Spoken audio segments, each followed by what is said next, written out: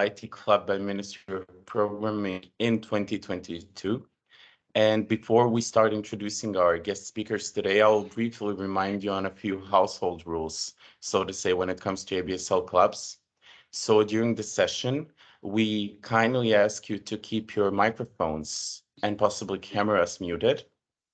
In case of questions, you are free to ask them during the fireside chat and during the Q&A in the chat room. Write it down and we'll make sure that our guest speakers provide you with the answers during the session.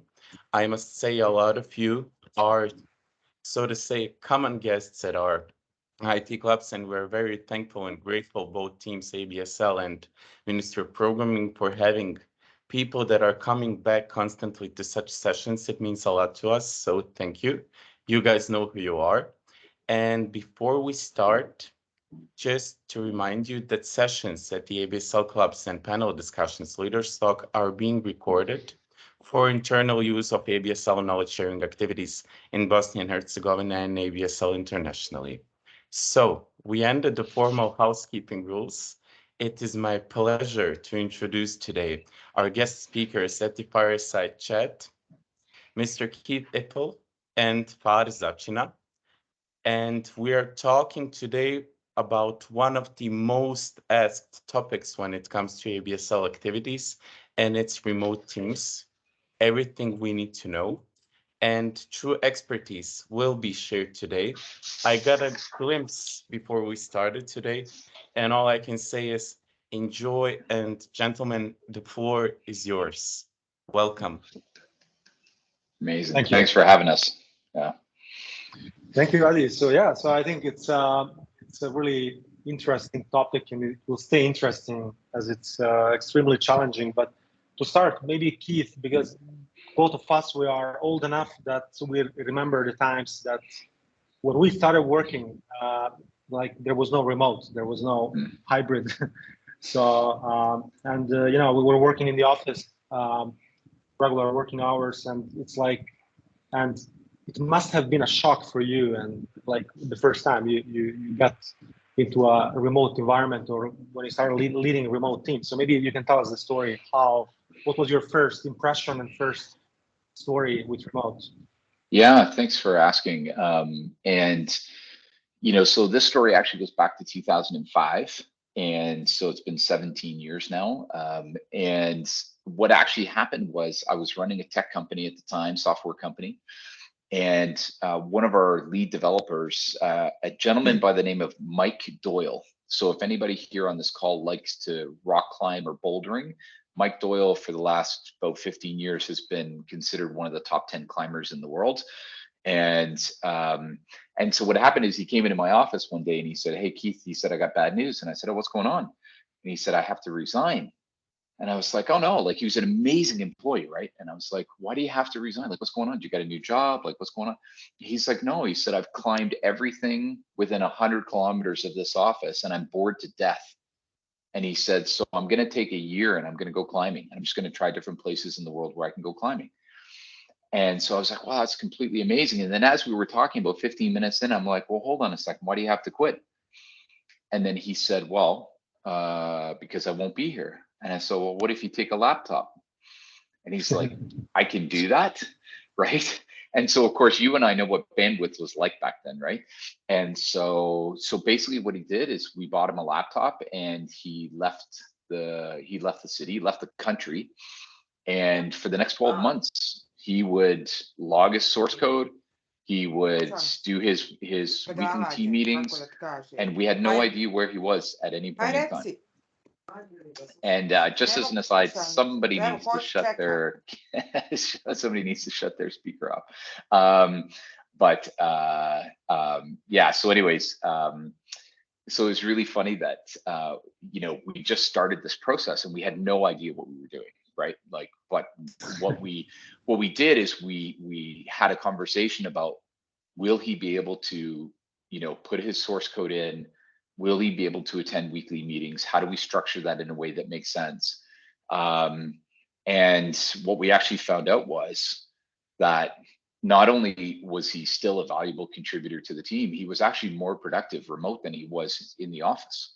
and so that actually was my first experience. And so ever since then, we've always tried to push the boundaries in the companies that I've been in around remote work, and finding ways to actually make it work incredibly well for the company as well as for the employees. Yeah, but I mean, that was a company you were leading, and in a way you had this, let's say, organic experience, and like it was a decision you made. But correct. What was something, I mean, that you, in the beginning, let's say 2005 and later, when you were working with other people in other organizations, did you have any pushback around remote? I mean, how were people reacting to that? Is it similar to today, or was it even more extreme? The pushback? It's a good question. It was let's call it more extreme, and I think it was more extreme because back then it was still very obvious that the primary way that people would work together is one city, one office. So there was a greater reason for pushback. And human nature, people are not usually comfortable with change, so the pushback was a lot more. And so typically when we were working with different people, where we would start with job descriptions and job titles where we felt it was easier to convince people that remote work was possible.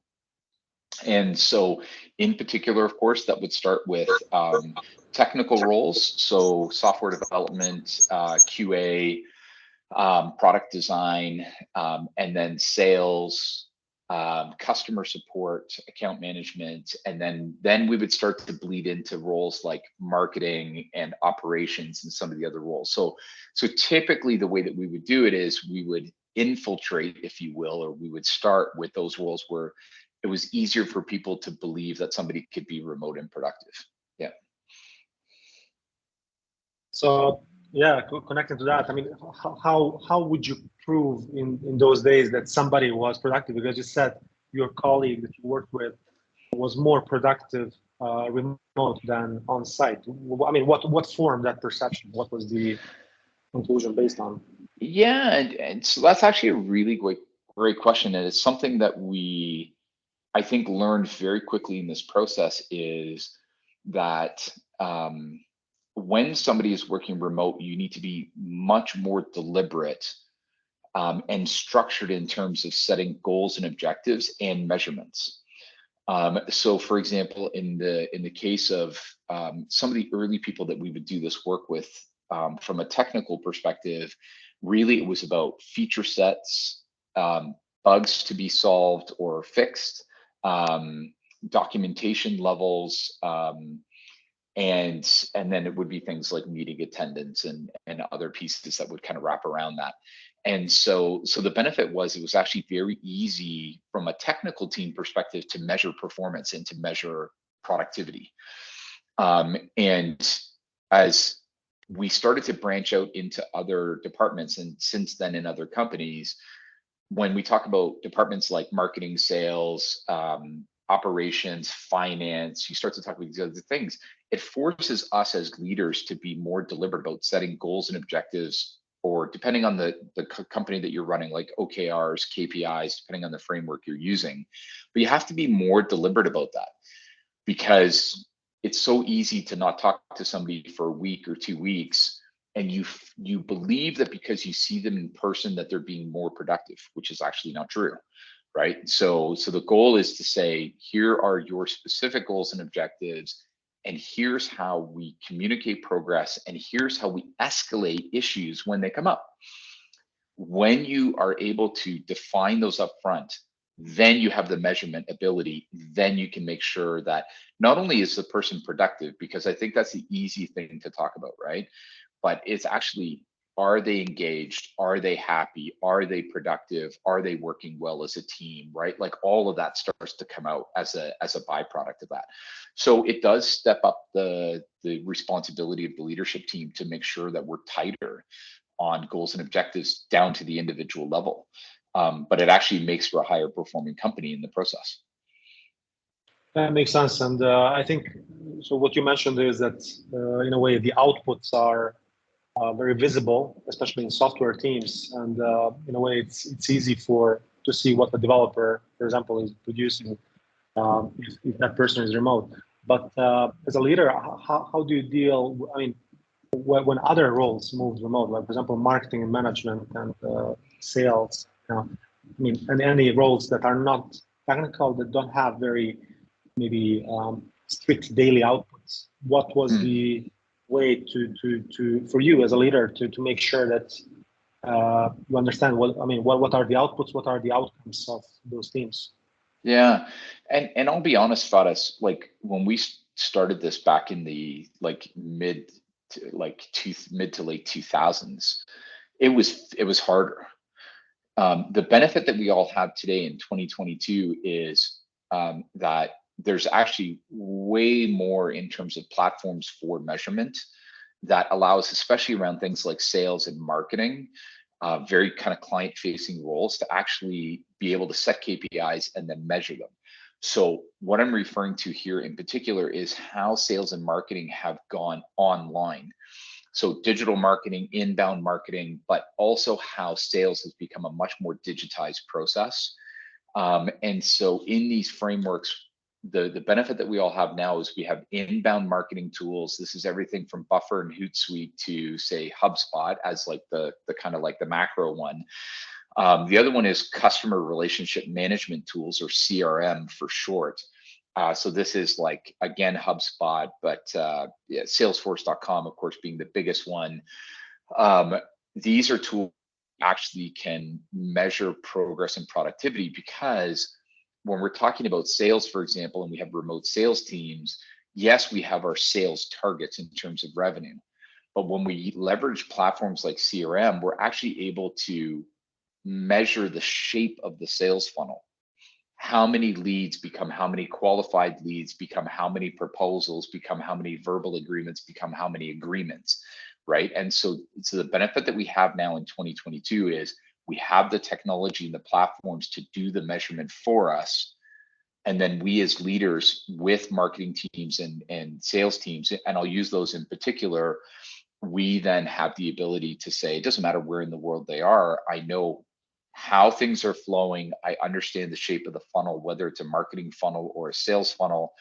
We can see that we're hitting objectives or exceeding them. And when we're not, we can also see where the problems are, what we're learning, how to adapt.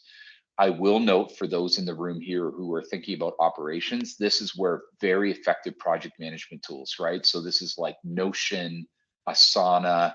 These are tools that ensure, actually from an operations perspective, that you're achieving the same result that you might use like an inbound marketing tool or a CRM for sales and marketing. So those were the things that, to be honest, we had to make them by scratch. Back in 2005, 2007, you'd make your own homegrown tools to try and do that. The benefit now is everybody can do it because there's amazing off-the-shelf tools to achieve it, right? Yeah, I agree. And I think when we go back those times, 2005, 6, 7, 8, there were much less tools to work with, right? Mm-hmm. So we were not working across 20, 30 tools. It was like maybe a few of them. Maybe, right. I think its email was really heavy, of course. And then group chat tools were really unlikely back then.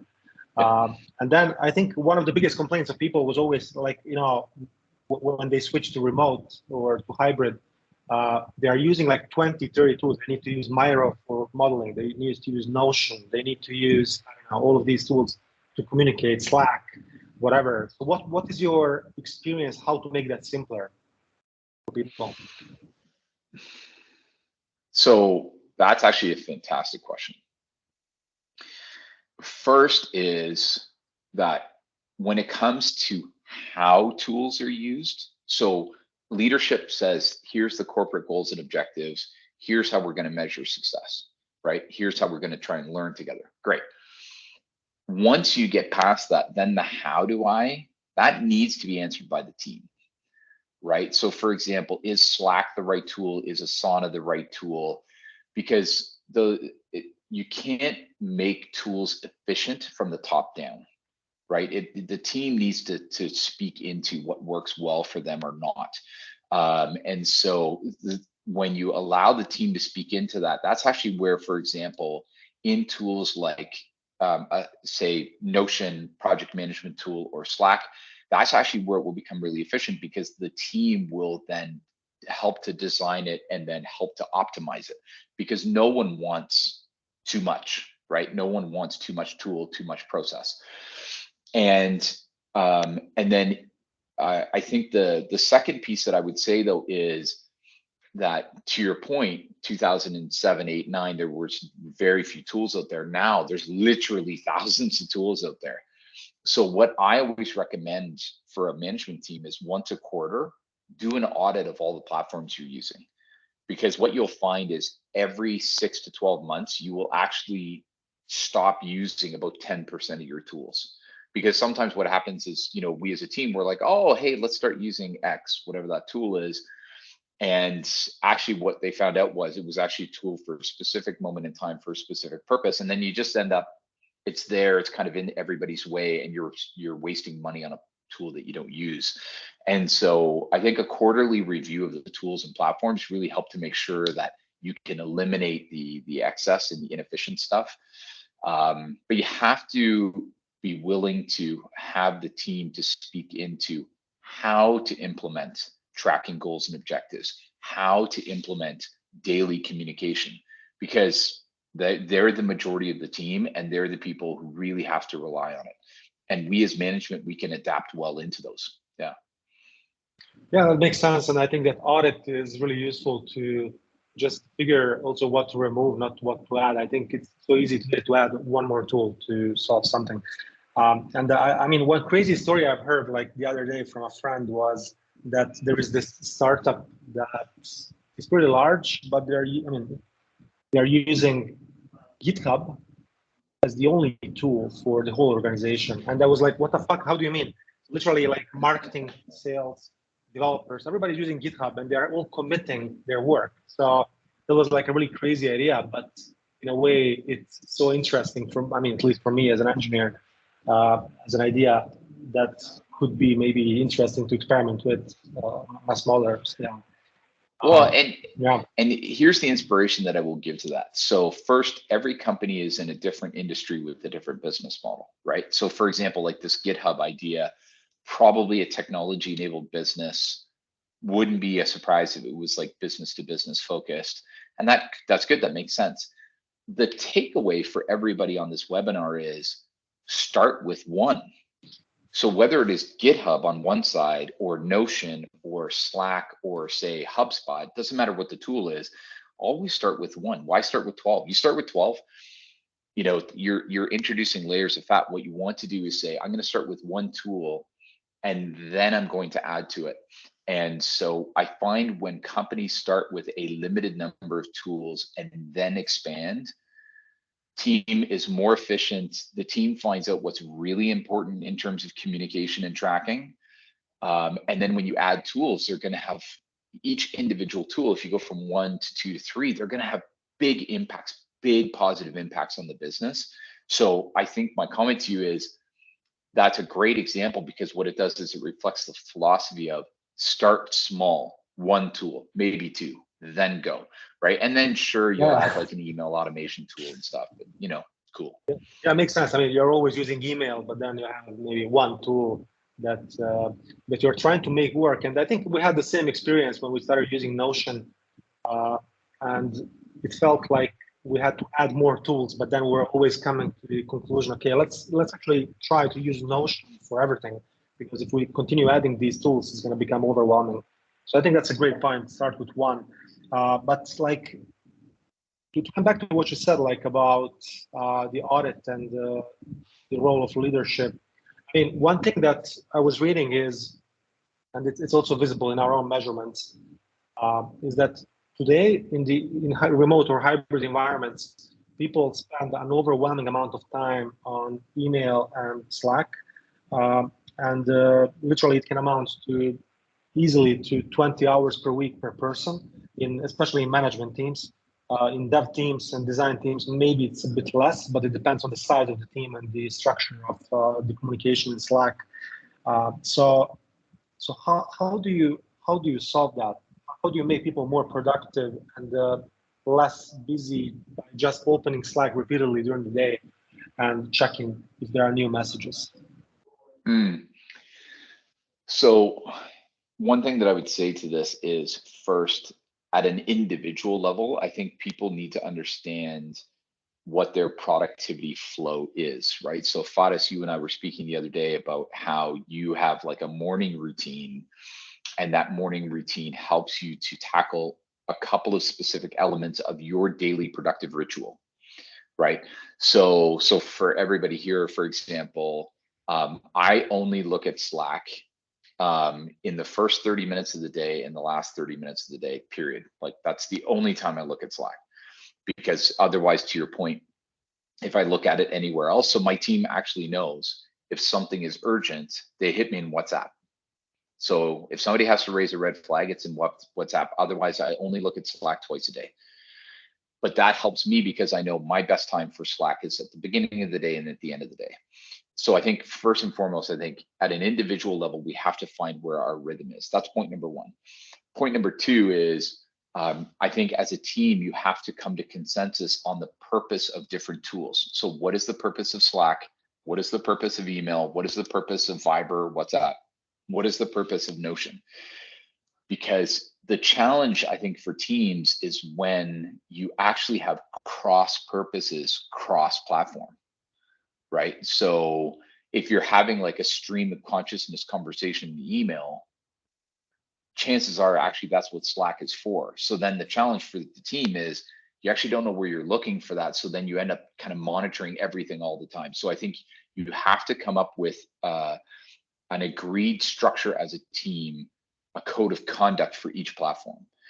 Now, here's the final thing that I'll share, which is something that I'm not going to say this will work for everybody, but I am going to share what has worked well for Spring. Is we also have kind of come to a place now where if you're conveying a fact, like, hey, let's set up a meeting for 10 a.m. or hey, I just completed this task. Great, share that in Slack. If you're sharing a thought, you have to do it in Loom.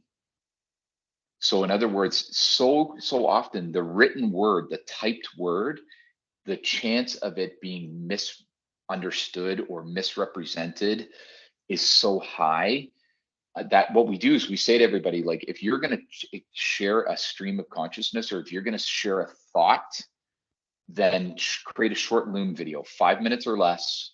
And then that way I don't have to read it and try and interpret it. And then I'm like, do you mean this? And you create this like thread that's like 15 lines long. We just create 1 to 5 minute Loom videos. And it's like, I'm thinking this, hey, I'm worried about this. Like, hey, what do you think about this? That has actually streamlined our use of Slack and email dramatically. So now it's interesting, right? You go into our Slack, I would say 60% of the messages are just links to Loom videos. And that makes a huge difference. And it makes asynchronous a little bit more personal and a little bit more relational, because I'm not just reading this impersonal, like 3-line typed message.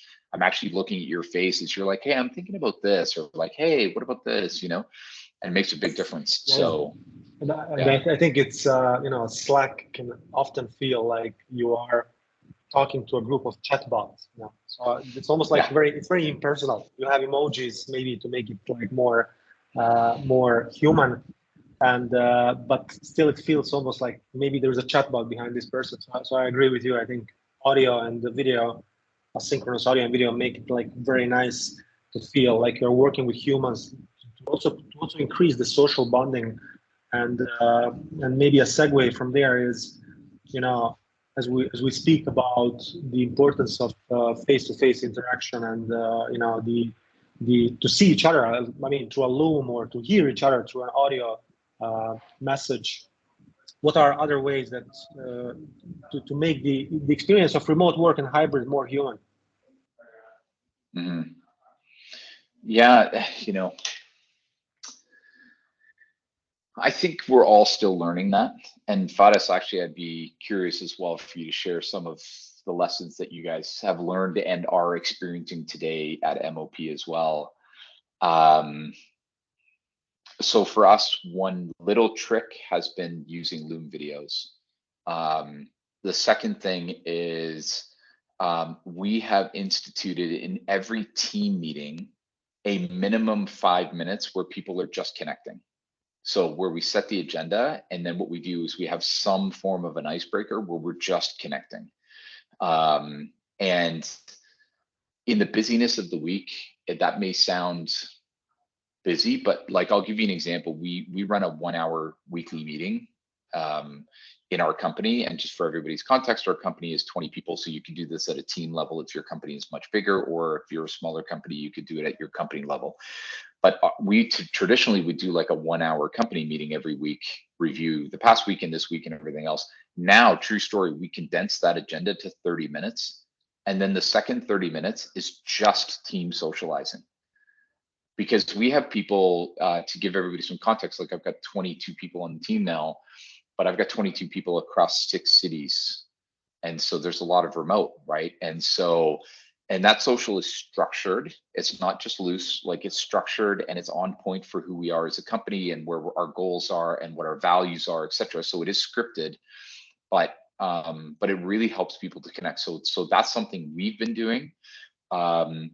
And then I also would share some interesting insight for other companies that I've seen. So everybody here probably has heard of Shopify. And Shopify for the last year and a half has been one of the 5 most valuable companies by stock value in Canada, like larger than banks and insurance companies. Like everybody knows the success Shopify has had. Shopify has a very simple rule, which is if you have more than one person in a city, it's mandatory that if there's 2 or more people in a city, they must spend a day together once a month. And so in Vancouver, which is where I live now, Shopify is headquartered in Ottawa, which is a 5-hour flight away. In Vancouver, they have about 50 people. And so once a month, what they do is they rent a room in a co-working space. They don't actually just hang out. Like actually everybody brings their laptops and they just put them on desks and they just start working together, but they have coffee together. Small groups of people will go for lunch together. Every once in a while, they might have a talk. But I think that's also really critical. Like if you do have 2 or more people in a remote location, get them to meet in person. Like you have to make that kind of personal like approach. And then the last thing I would say, Faris, is you and I abide by the same philosophy, right? You and I are very much like we include management by walking around in our overall leadership style. I think managers, directors, VPs, C-suite, we should be walking around, whether that is in Slack or I don't know, Google Meets or if we're traveling the road, like make sure that we connect with people. So I think those are some of the techniques that I've used, but I will say we're all still learning how to do that. So if you want to give some perspective from MoP, that would be great.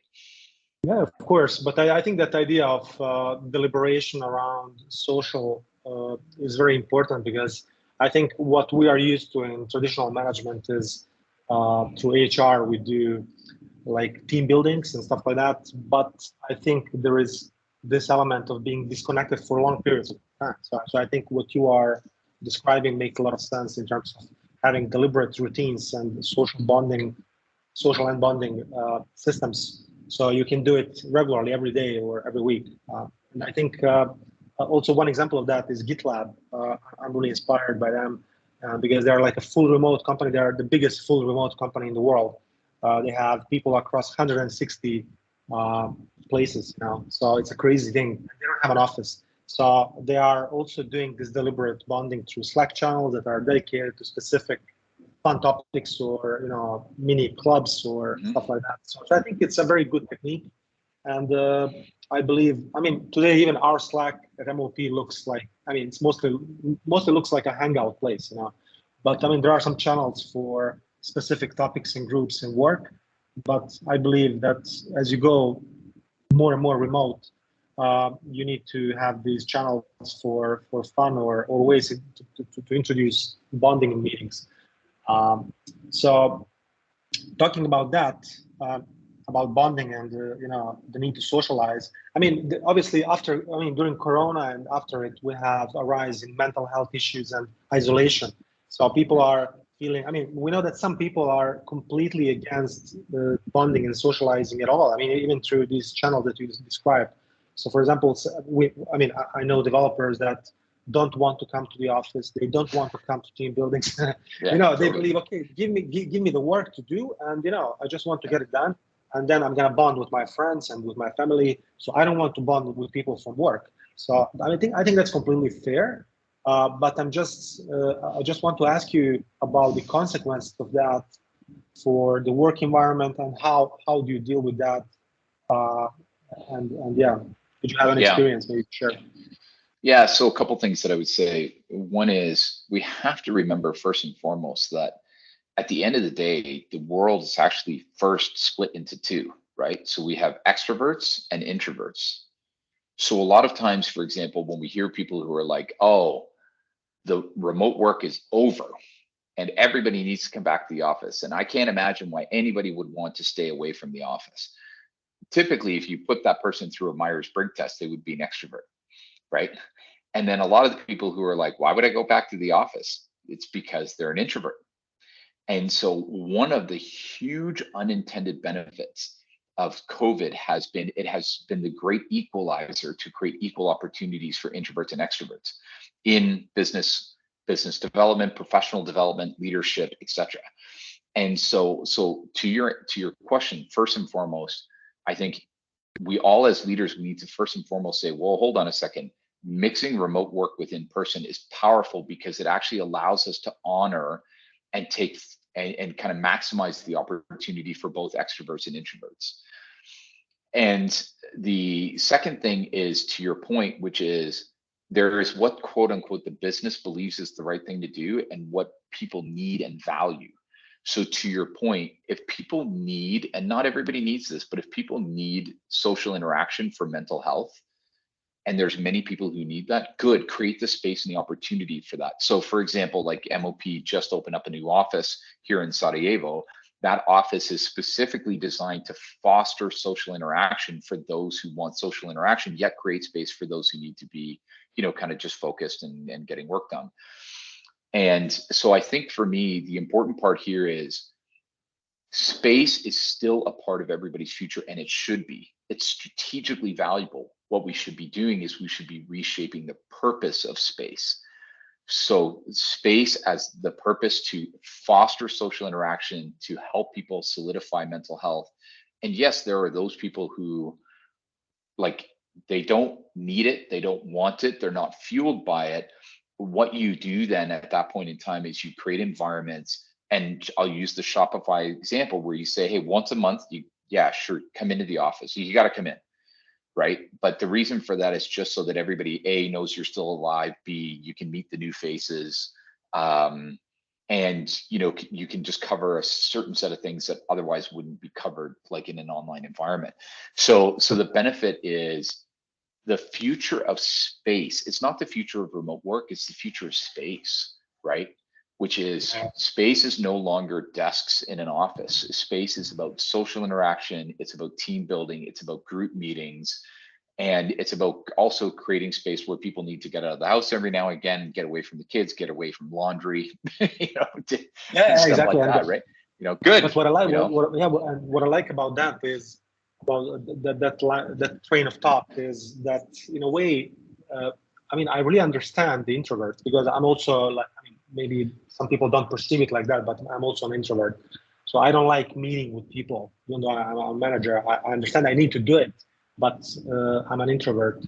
And the thing is that I understand that philosophy that, let's get shit done. Let's not have these, meetings where we just socialize, and whatever.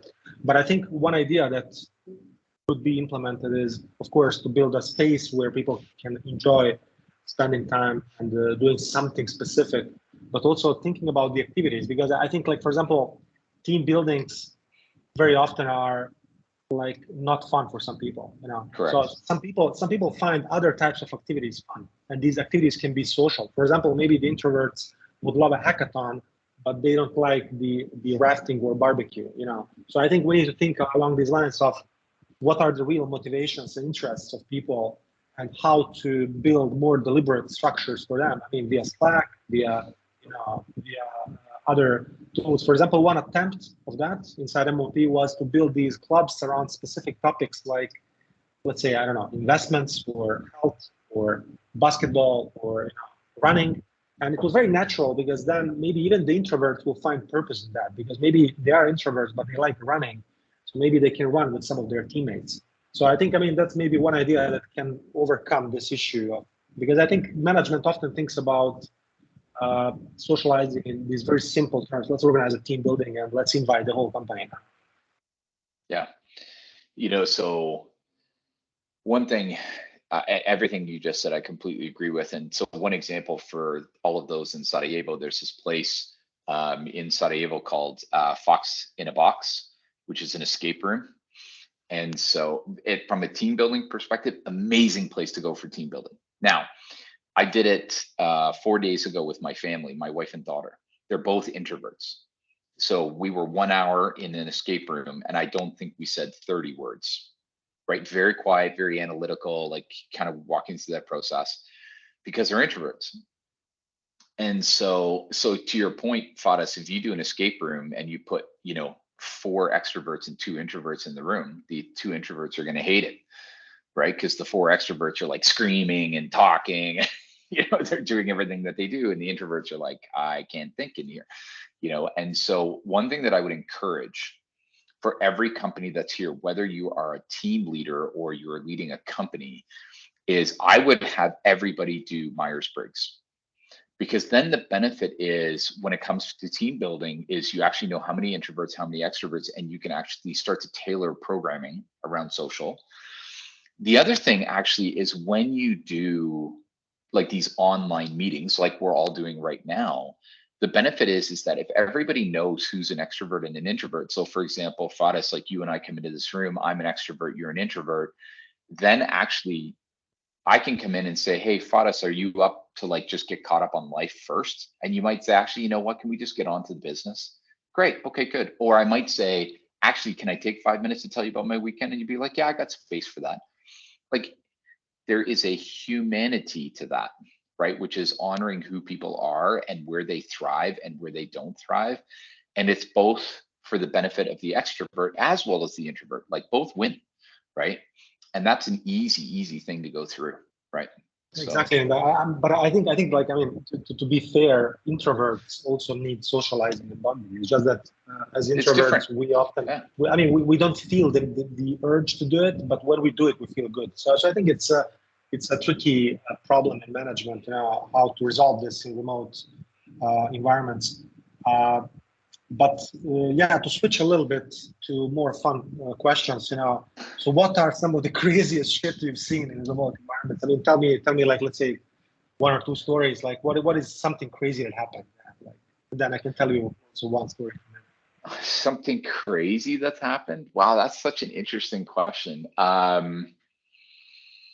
I mean, anytime you do remote, like we've all seen these, like, where, for example, like somebody's on a call and then all of a sudden their kid does something crazy in the background or, whatever, they stand up and they're, just wearing like shorts or pajamas or their underwear, like I think we all have those, we've all seen those stories. Not that I've ever done that, don't get me wrong.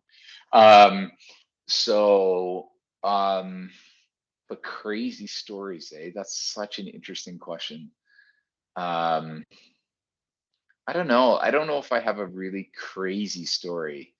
I'd love to tell you that I do. I kind of go back to like the first time that we did it with Mike. And so it was always like a Where's Waldo? Like, if you know Where's Waldo, because we always had no idea where Mike was, right? Like, so, one day he's in Kentucky, the next day he's in Spain, the next day he's in Vegas. And like, so that was interesting, but we did have like a couple of instances where like sometimes people would show up on a call in the world, like in the strangest locations, right? And so I think it was you who mentioned that at one point, remote work, you had somebody who showed up and they were literally in the swimming pool for the remote call.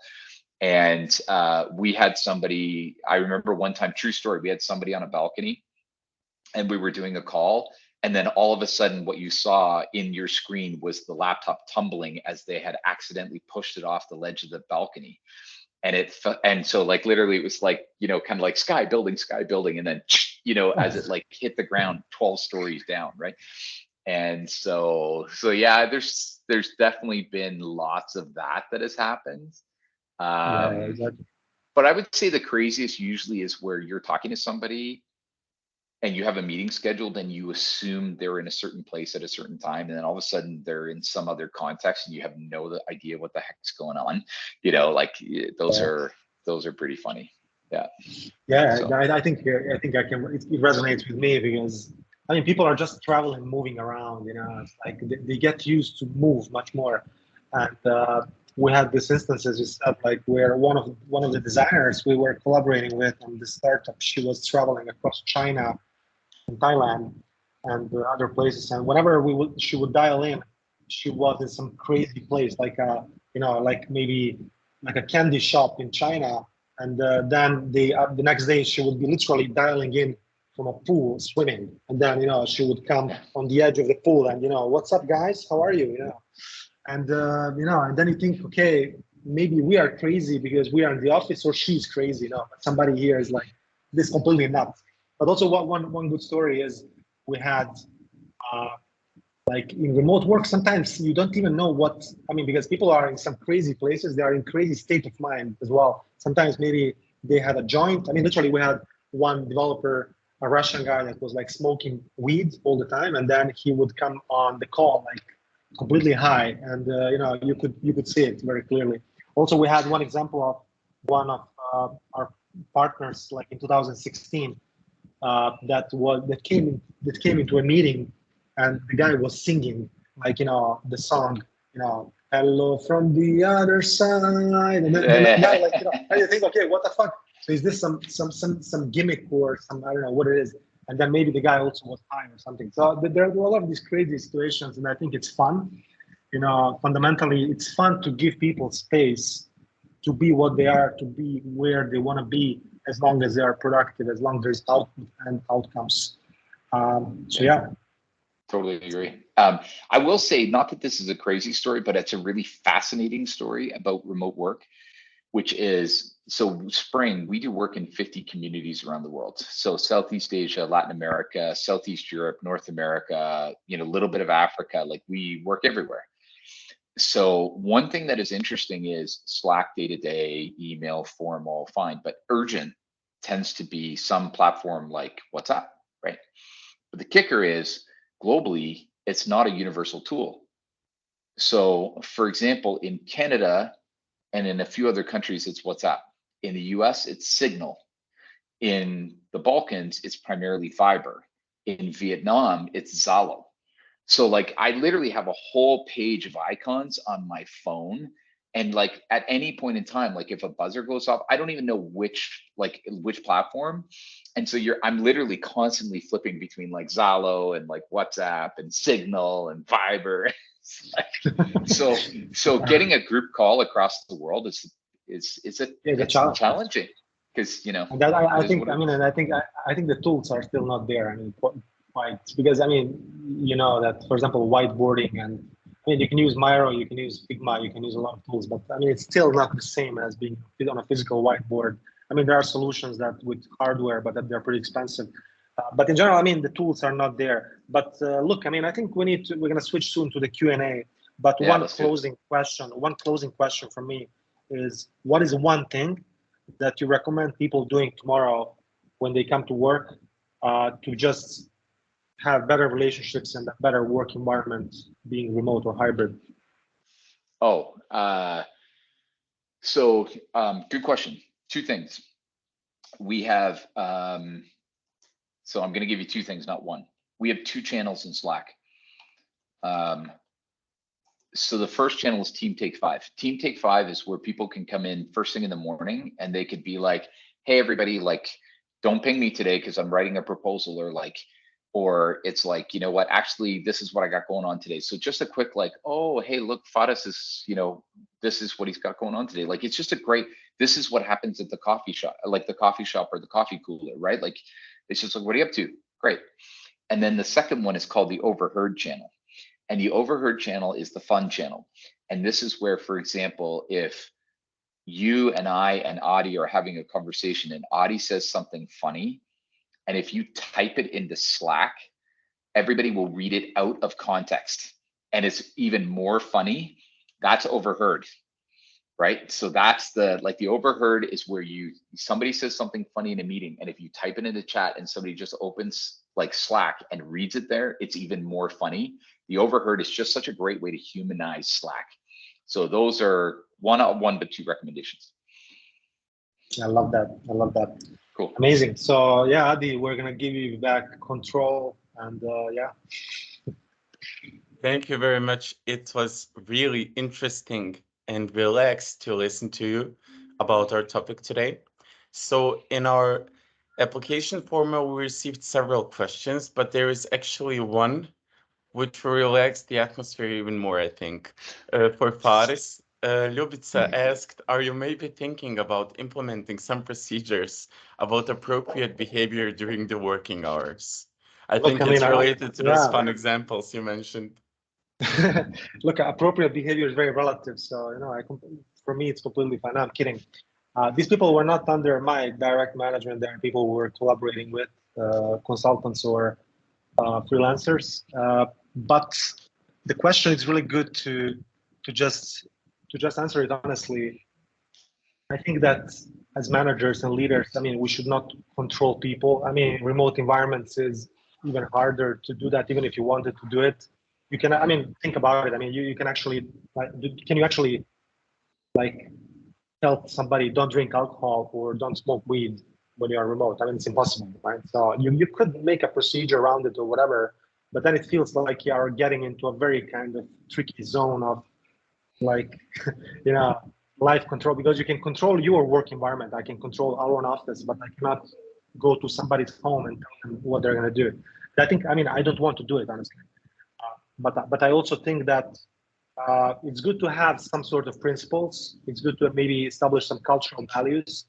And if the team is under my management, of course, that I would like to do that and, establish some rules that people should be, let's say sober and efficient and productive, and they shouldn't maybe come intoxicated to meetings. But again, if somebody, but in these distributed teams, often you're working with people that are not under your management, and they can do whatever they want. Yeah. One thing that I will add to that, by the way, and Faris, I'm curious of this, Adi, for you as well. Anybody else actually in this chat? One thing that we have found is if everybody was in the office and say you had a meeting starting at 11, and say the three of us are going to meet and it's like 1 minute to 11, and Faris is like, hey, listen, I'll be in the room in a minute. I just need to go grab a coffee. And in that process, Faris ends up being 2 or 3 minutes late. But we all saw him. We know he's coming. So we're all fine with that. But sometimes, honestly, being late for an online meeting can be really frustrating for people, because you don't know what the person is doing. You don't know, are they just blowing me off? Are they stuck on a really important call? So one thing that we have tried to do, not, it's still a work in progress, but one thing we've tried to do at Spring is either be there on the spot, or you have to send a note 2 minutes before, just saying hey, it doesn't matter, I'm going to the bathroom, I'm getting a coffee, I'm stuck on a call, but we can't see you, so just show some respect and just let us know, because otherwise you're kind of sitting there going, I don't know if they're did they have a heart attack and die? Are they taking their kid to a hospital? Did they win the lottery and they're on their way to Bali? I don't know. So yeah, exactly. So on time has been an important one. Yeah. This is where the rules and deliberation, you mentioned, makes sense, because you are defining the rules and principles in a more deliberate way. It's not obvious anymore, because in the office, a lot of things are obvious, because the office environment constrains people into specific behaviors. But when you are remote, people can do whatever they want, even pop a beer or smoke some weed, or be late 5 minutes because they had to, hold the child in the other room. So I think we just need to be more deliberate about expectation management and what do we expect from each other. Yeah. Agreed. Well said. Great. The next question came in our application form. It says, what is a remote substitute for networking and connecting with peers? And is there any substitute? Oh, such a good question. So we at Spring are huge proponents of our remote people getting a desk at a co-working space. Whether that is a day pass or a you know, again, introvert, extrovert, but we're a big fan of people getting desks at co-working spaces, because there's just something about like having a place where, you know, you can change your view, right? And not same room, same desk all the time. And I think even the best home setup in the world, like sometimes you need to be able to know that you can get out. That's point number one. The second thing is that we definitely have tried to encourage people to know what like events and activities are happening in their local ecosystem, so that if there is like any in-person activity, that they can do that. The once a month piece that we talked about, if there's more than one person in a city, those are probably some of the things that we have done. And then Faris, I don't know if you guys at MoP are doing anything as well. Like, love to hear that. Hey, Samira, great to see you again. Thanks a lot for coming. It's great to see you. Thank you, Samira. I think what you mentioned are great ideas. I think we should steal from you. You know, so we actually are more like basic in that regard. We just have the hybrid environment, and people can choose where they work from. One thing that we have been discussing with our operations team is to actually have like check-in locations, which means, for example, that we are using a tool for hybrid management called Office R&D. So we're gonna have these locations across the city where people can check in, and then they can convene and work together. If they don't like working from home or from the office, or they want to change and they want to have like a different environment. So that's why one more example of something that would be interesting to do. Mm-hmm. Yeah, great example. Cool. Adi, I noticed we got a couple more questions into the chat. Yes, so the next one is from Vedat. He's asking, what do you guys see as the most valuable skill for managing remote teams, considering their status of being introvert or extrovert? Faris, do you want to take a run at that, or do you want me to start? You can start. And then cool. I'm gonna be smarter after you answer. Exactly. I'll make a mess of it and then you clean it up. It's good. So for me, I think the most valuable skill from my perspective is to have excellent listening skills. So the term that I use is EQ, or emotional quotient, right? Like you want to have empathy to, so just so that everybody knows, I actually have a spreadsheet with every staff member, and the first column beside them is introvert or extrovert. So like if I'm stepping into a meeting, like the first thing I want to do is remind myself. Now I know most people off by heart now, but I think having the empathy to be like, if I'm stepping into a meeting with people, I want to know who they are, and I want to understand their context. I will say for everybody else, like I want to know, like, are they married? Do they have kids? If they're single, do they have roommates? Like, I kind of want to have like just a bit of an appreciation so that I can set the context with them in the first 90 seconds of the call. So are we going to be social up front or not? What kind of a space are they working in? How easy is this going to be to talk? And then the second thing is, especially when people have like spouses, significant others, pets, how many people have seen cats walk across a keyboard, right? You know, but you have to also really signal to people that it's okay if they're working from home to like have that context. So I think high EQ, high empathy, but do it in a structured way, right? Like know who they are, ask the question formally up front. Do they have the space? Is it quiet enough? Like, you know, get those pieces, because take that 90 seconds, 2 minutes up front makes for a very powerful rest of the meeting. So that's probably my starting point. So over to you, Faris. Yeah, I love your answer, because I think the empathy and compassion and understanding other people is crucial, but not only them as people, their environments, because we're working in a distributed environment. It's not anymore one place, it's maybe 100 places where people are working from. So all of these places have their constraints, they have their different, I mean, and then the socializing, because the person maybe is not working alone. there's the family around, and so we just need to be more empathetic, more compassionate about how people want to work in these environments. So I agree with you. But also one thing that I found extremely useful is that I've seen also, you mentioned that in the previous answers, is the need to actually, because remote kind of removes the ability to have these, let's say, spontaneous conversations and check-ins and information sharing.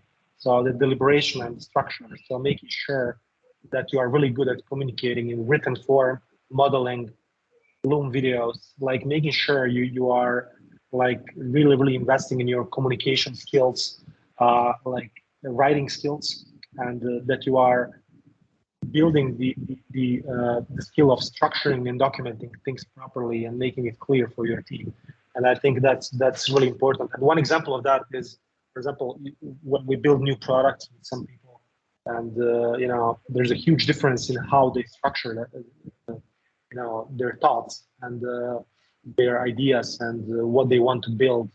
And it makes a huge difference. It makes a huge difference. The people that are more structured and that document things better, that communicate better through async tools like Loom or other tools or Slack, they just make a more pleasant environment for everybody. Mm-hmm. I think and I think that's maybe one thing that I would invest in. Yeah, well said. Well said. Awesome. Great. The next question is rather a longer one, but interesting. It says from Irhad, when you were starting with remote culture or work, what was the thought process behind it?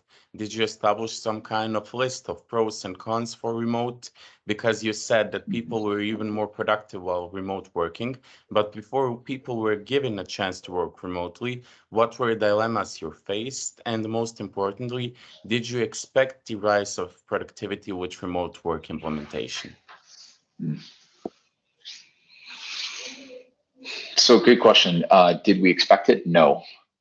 Did we expect a drop in productivity? I think we were hoping for equal, right? Like we were aspiring for that, would be probably a fair statement.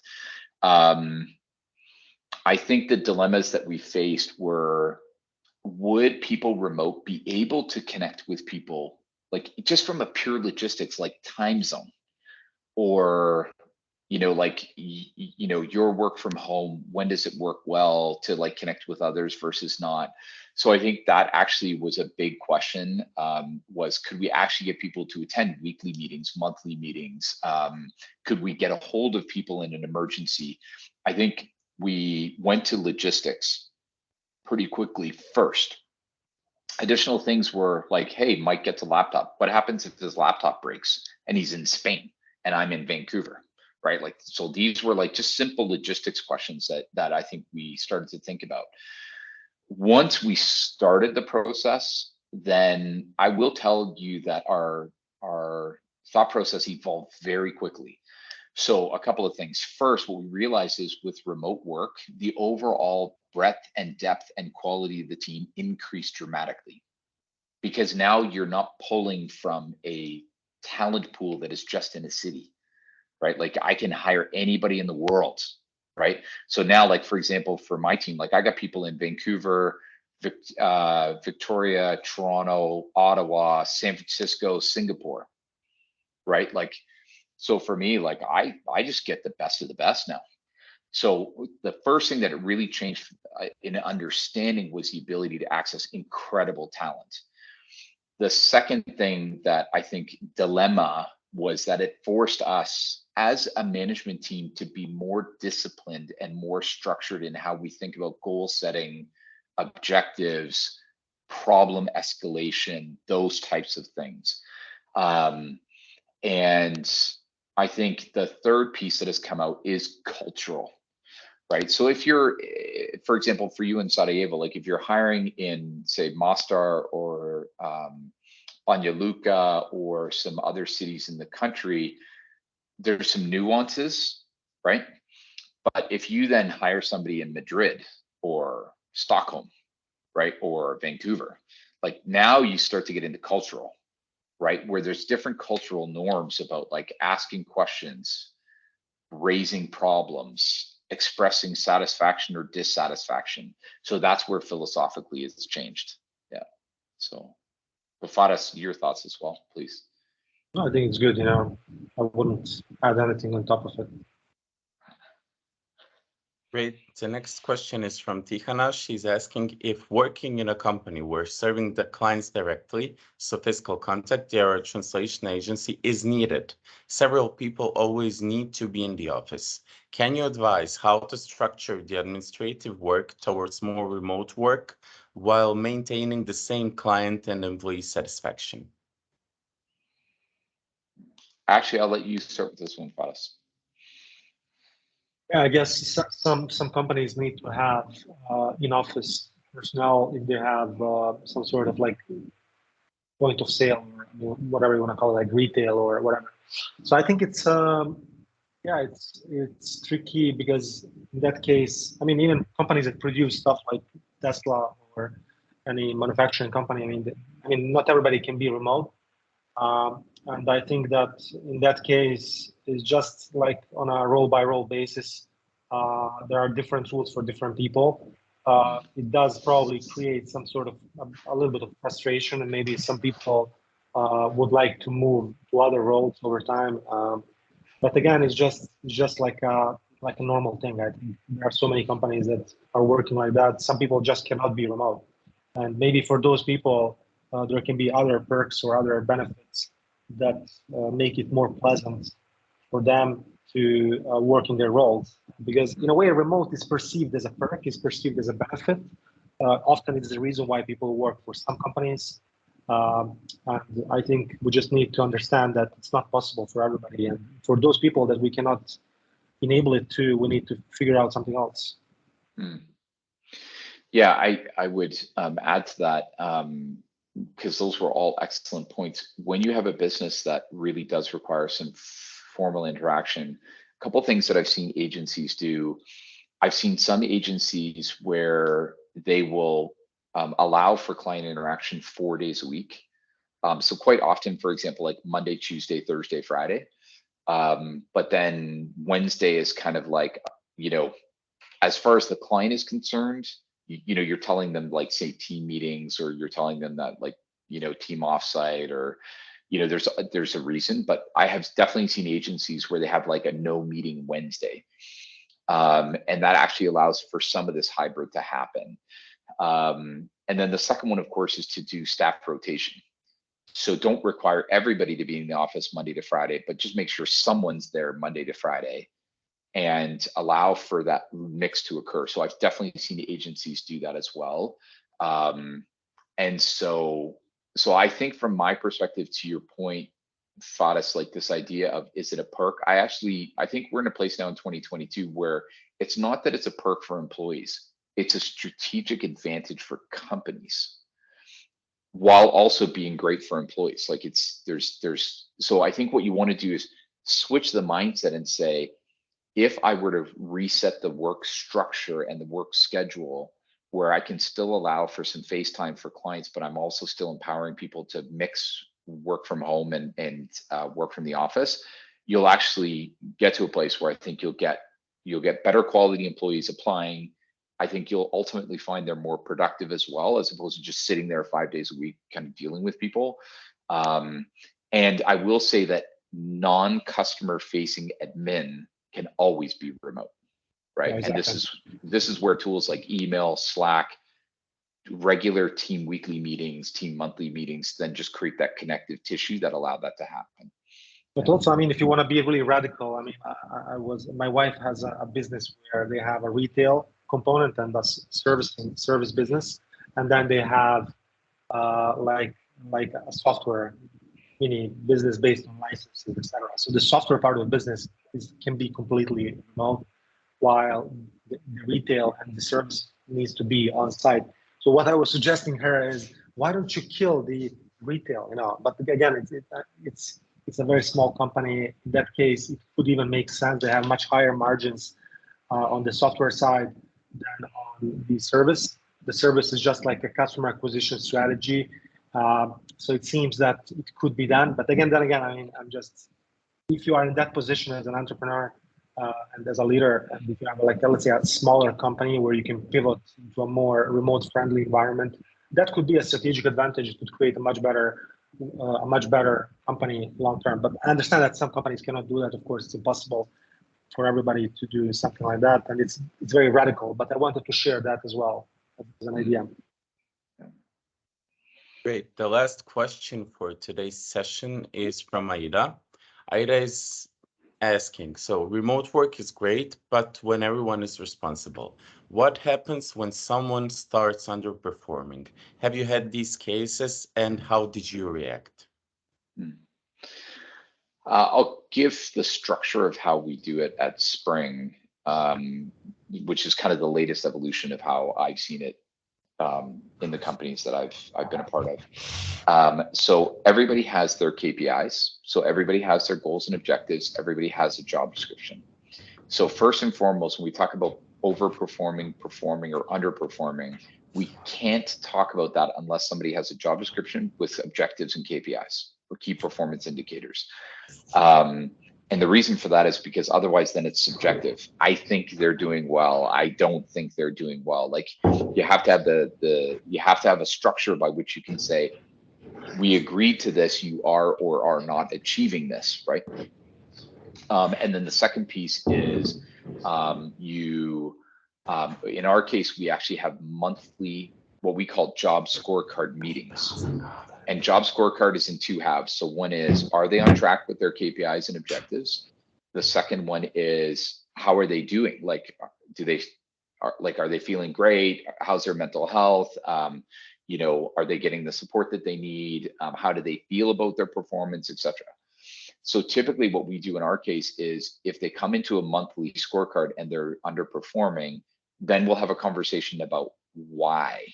So not just like, hey, you're underperforming, like figure it out. Like it's actually find out, like they might be saying, actually, I'm understaffed, or, what, you gave me other higher priorities with bigger deadlines. I had to set that stuff aside, right? Like, so sometimes you have to find out if contextually you're on point. And then if they are indeed underperforming, then you have a conversation that says, okay, what can we do to make adjustments? Okay, let's implement those adjustments. Great, that's for the next month. If they come back the next month and they're still underperforming, then you formalize it. And the way that we formalize it is through what we call a PIP or PIP, which is also known as a performance improvement plan. So in that particular case, what we do is we formalize it and say, okay, 2 months in a row. So here are the characteristics for why you're underperforming. Here's the changes that you agree you will make. Here's what we will do as a company to support you and enable you to do that. And then typically the performance improvement plan is anywhere from 30 to 90 days, depending on the extent of the underperforming. If it's a real issue, it's 30 days. Like we need to sort it out right now. Or if it's something minor and it's kind of transition, then it can be as long as 90 days. So we do identify underperforming, have a conversation the first time. Second conversation is performance improvement plan. Based on the severity of the underperformance, that performance improvement plan is as short as 30 days or as long as 90 days. If they are still underperforming after that, then we're probably looking at how they will exit the business. I think that's a great answer, but I think that what you are describing is just good management, hygiene, and good practices in general. They're not related to remote, because correct. I think the reason why these things explode in the remote environments are not because of remote, but because the companies are not organized well in the first place. So, for example, I think that if a company doesn't have good management processes like you described about performance management, expectation management, and and these regular check-ins and stuff like that, then when people go remote, everything will explode because people don't have enough the constraints and guidance and organic guidance that they get in the office environment. And again, coming back to your point of deliberation, documented systems, spending much more time on thinking about this kind of stuff. I think you, Keith, are particularly good at this. I mean, you are the type of person that's really good at structuring and processes, at thinking in systems. I think not many people are good at this. And coming back to one of the previous questions, I think that's a skill to build. So thinking in a more systematic way, in a more deliberate way, documenting stuff, modeling. I mean, I've just observed that not all managers are good in this, and it's a natural skill for you, for example. Yeah, you know, it's actually really, I'm so glad that you mentioned that, Faris, because for everybody on this call, if you're listening to what Faris and I talk about in terms of like structure and process, and you're like, well, I don't even know where to begin. Please hear this. Like when Spring started, when my prior company started, when MoP started, we had none of the structure, right? Like it's important to note that this, to Faris's point, it is a learned skill, right? And so the important part is it's a learned skill, and second, no one person ever does it in a company, right? So we all have our collective skills and experiences and abilities. So the important part here is don't try and do it alone. Make sure that you grab the right people on the team to help implement some things. And the important part coming out of a call like this is begin, right? Like start to implement some changes, learn from it, and then you'll start to find out not only that you can get best practices going, but you'll find out which best practices work for your company at your company's stage for your company's industry, right? Good. Like, so please hear that what you're hearing from Faris and I is basically why we have our hairline, right? Which is, we've been doing it for a while. Yeah, man, it's a low blow, you know. Hey, I keep telling people, like, look at my hair. I'm an entrepreneur. I'm 27. So this is what happens when you're. I have it here, you know, a little bit here and then above, you know. I look like Zinedine Zidane, if you know. Very soon, I'm gonna look like him, like the football player. Right. Okay, so any more questions, Adi? Or yeah. No, those were actually the questions. Those were the questions. Yeah. Yes. But look, I mean, I have just one thing, because what Keith mentioned is amazing in terms of when you start from scratch, it's really hard, you know. Like when you start a company, I believe everybody should start a company in their lives. That's a belief I personally have. I always recommend to people to work for somebody, be a freelancer, and start your own company, because these two things are very different. And you know, so in a way, like work for somebody, self-management, and then managing other people. Like if people want to start building a company and they want to establish like a good remote culture or process, or I mean, what are some books or resources you would recommend? I mean, something that they can learn from. Well, first, that's or about management, in general. Yeah, about management in general. Yeah. And, yeah. So first, thanks for asking the question. A couple of things that I'm going to do right now in the chat. First, I put in my LinkedIn profile for everybody here. If you want to connect, if you want to keep the conversation going, like at any point in time, please do reach out.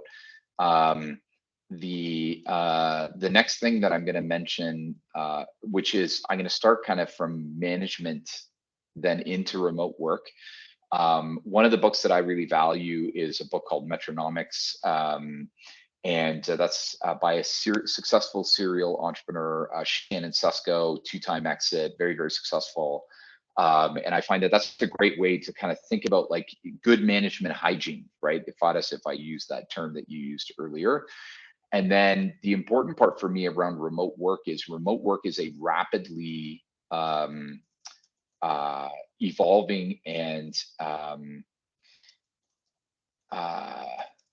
it's kind of evolving practice, right? And so in particular for me, there's a couple of sites that I'm going to recommend, not books, but sites. And so Forbes, Fast Company, The Economist, and Harvard Business Review. And by the way, you can actually get 99% of their articles for free. So just to be clear, but subscribe if you want to. But I find that they're great at like every month or every 2 months, there seems to be some really, really compelling pieces. Interestingly enough, New York Times actually has some interesting pieces come up. So stay on top of what are the trends and what are the best practices, I think, around remote work from my perspective. And then the last thing, which I put on the, I put in the chat earlier, but I just repeated, is 16personalities.com is actually where you can actually have your team do Myers-Briggs test for free. People can do it for free on that website. And you can get a bunch of great insights about who's introvert, who's extrovert, and really start to understand your team a little bit better. It's a great team building exercises. And so just, yeah, so those are all things that I think about. Amazing. Thank you very much. Okay. Thank you, Keith. Awesome. Yes, thank you, Faris. A great conversation as always. Adi, thank you so much for having me on and for doing what you do with ABSL. I think it's such a critical part of the ecosystem to provide this kind of support. And so, you know, just everybody, I really encourage you to continue to kind of work in community together. That's how you build an amazing ecosystem and how you make a community thrive. So fantastic to be here. I hope I come back again. Thank you. We hope to have you here soon with Faris and the MoP IT Club team. For all the attendees, there was a question earlier if the session will be available. So yes, the recording will be available to you attendees. And of course, for other questions, Keith opened up his LinkedIn, and we hope to see you all soon on another IT Club event, and hopefully soon with Keith on another ABSL event. Thank you once again, everyone. Awesome. Thanks, everybody. Have a great weekend. Thank you. Bye. Bye-bye.